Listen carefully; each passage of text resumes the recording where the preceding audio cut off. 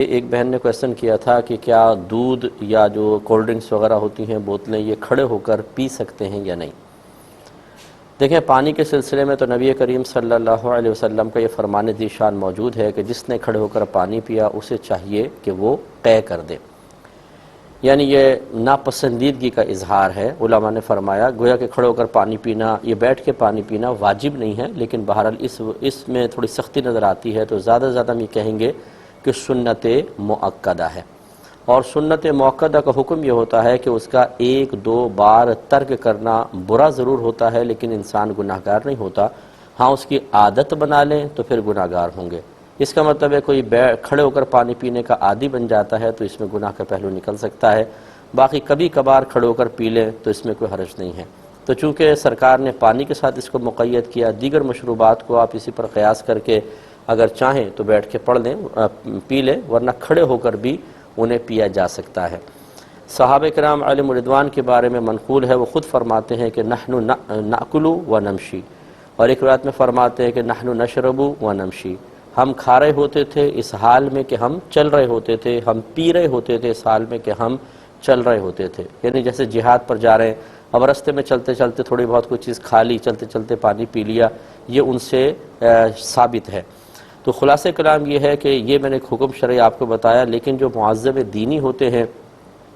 جو علماء ہیں، مشائخ ہیں، انہیں اس میں بہت زیادہ احتیاط کرنی چاہیے، کیونکہ یہ تمام تر تفصیل لوگوں کو معلوم نہیں ہوتی۔ وہ ہر چیز کے ظاہر کو دیکھ کر اسی کے مطابق فیصلہ کرنے کی کوشش کرتے ہیں، اور جو احادیث میں یا فقہی جو مسائل ہیں ان میں جو گہرائی یا اونچ نیچ ہے اسے عموماً عوام سمجھتی نہیں ہے۔ نتیجہ نکلتا ہے کہ وہ علماء سے بدظن ہوتے ہیں اور کہتے ہیں دیکھیں یہ فلاں عالم کو دیکھا وہ 7 اپ کھڑے ہو کر پی رہے تھے اور یہ غلط ہے۔ حالانکہ یہ یاد رکھیں کہ اگر کوئی واقعی بعمل عالم دین ہے جو واقعی دینی مسائل جانتا ہے، تو اگر کھڑے ہو کر بھی پی رہا ہے تو اس کے پاس کوئی نہ کوئی شرعی دلیل ضرور ہوگی۔ عوام کو یہ حق حاصل نہیں کہ وہ اس کی گرفت کریں، لیکن پھر بھی عوام ہوتی ہے۔ آج کل عوام کو یہ بھی نہیں معلوم کہ کہاں ہمیں گرفت کرنی چاہیے کہاں نہیں، کہاں ہمیں بولنا چاہیے کہاں نہیں، تو پھر دینی جو علماء ہیں یا دینی حضرات ہیں، مذہب سے تعلق رکھنے والے، خاص طور پہ جو مذہبی علامت ہوتے ہیں، انہیں ان چیزوں میں احتیاط ہی کرنی چاہیے۔ ایک بہن نے فرمایا کہ بعض اوقات یہ شعر و شاعری میں اس طرح کہہ دیتے ہیں کہ میں ازل سے ہمارا رشتہ ہے، یا ازل سے میں نبی کریم صلی اللہ علیہ وسلم کے ٹکڑے کھا رہا ہوں، تو یہ ازل کا لفظ کہنا کیسا ہے؟ کیونکہ ازل کا مطلب ہمیشہ سے، اللہ تعالیٰ ازلی ہے، اس کی صفات ازلی ہیں، یعنی ہمیشہ سے ہیں۔ تو یہ گویا کہ پوچھ رہے ہیں کہ اس طرح کہنے سے کوئی شرک وغیرہ لازم تو نہیں آ جاتا؟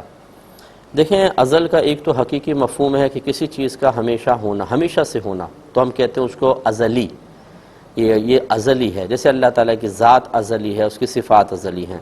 اور ایک ہم اپنے اردو محاورے میں ازل سے مراد بہت پرانا لیتے ہیں، جیسے ہم کہتے ہیں بھائی یہ تو میرا ازلی دشمن ہے،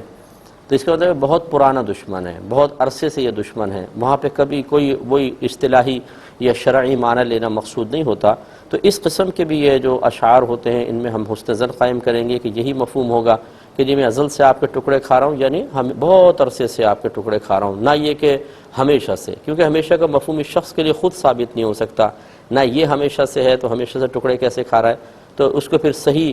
معانی پر اور عرفی معنی پر محمول کر کے سامنے والے کو کفر و شرک سے نکالنا اور بچانا یہی بہتر ہوتا ہے۔ اور ہمیشہ یاد رکھیں کہ اگر کوئی قول کہتا ہے، کوئی چیز لکھتا ہے، تحریر آپ کے سامنے آتی ہے اور اس میں بہت سے پہلو کفر کے ہیں اور کچھ پہلو اسلام کے ہیں، اور لکھنے والا صحیح العقیدہ مسلمان ہے، تو پھر ہم پر لازم ہے کہ اس کے قول کو یا اس کی تحریر کو صحیح معنی پر محمول کریں، یعنی ایسے معنی پر کہ وہ کفر سے بچ رہا ہو۔